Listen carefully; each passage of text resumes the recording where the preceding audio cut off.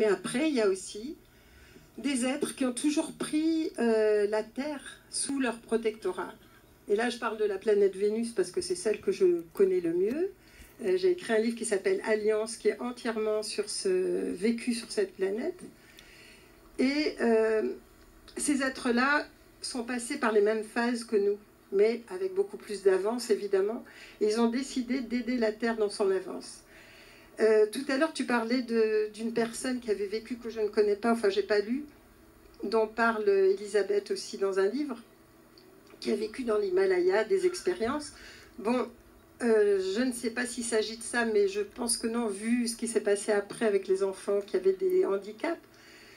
Mais c'est vrai que ces êtres-là, à un moment donné, ont décidé de faire une ambassade qu'on appelle l'ambassade de Shambhala, et qui se trouve à plusieurs endroits, mais dont une partie est dans l'Himalaya.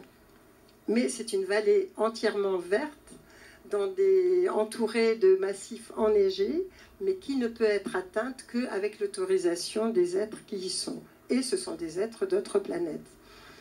Alors quand il y a des personnes qui me disent « Ah, mais bon, peut-être qu'ils vont nous envahir », parce que je peux vous dire, c'est que ça fait 18 millions d'années qu'il y a des êtres sur Terre, d'autres planètes, que s'ils avaient voulu nous envahir, ça fait longtemps que ça serait fait. En tout cas, de cette façon-là. Par contre, effectivement, il n'y a pas que des êtres positifs.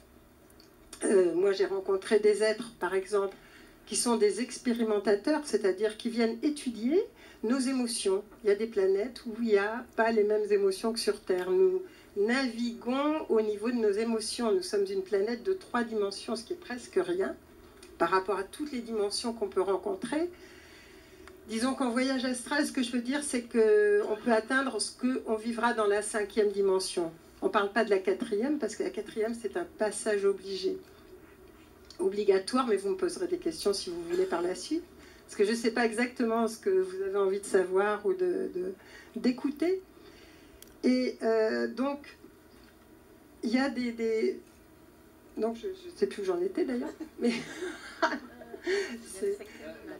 oui. Alors, voilà, on est dans un espace, dans un monde à 3 dimensions, et on est en train de passer vers des mondes à d'autres dimensions. Donc on est en plein chambardement, on est en plein chamboulement, mais il y a des luttes, et les luttes qu'on voit sur Terre en ce moment entre tout ce qui se passe, enfin tout ce qui nous bouscule, parce que les personnes sont fatiguées, on en a marre de tout ça, c'est en même temps ce qui se passe à d'autres niveaux. Vous pensez bien que ce n'est pas uniquement à un niveau physique. La Terre est un enjeu, pourquoi ? C'est une planète école qui a énormément de possibilités.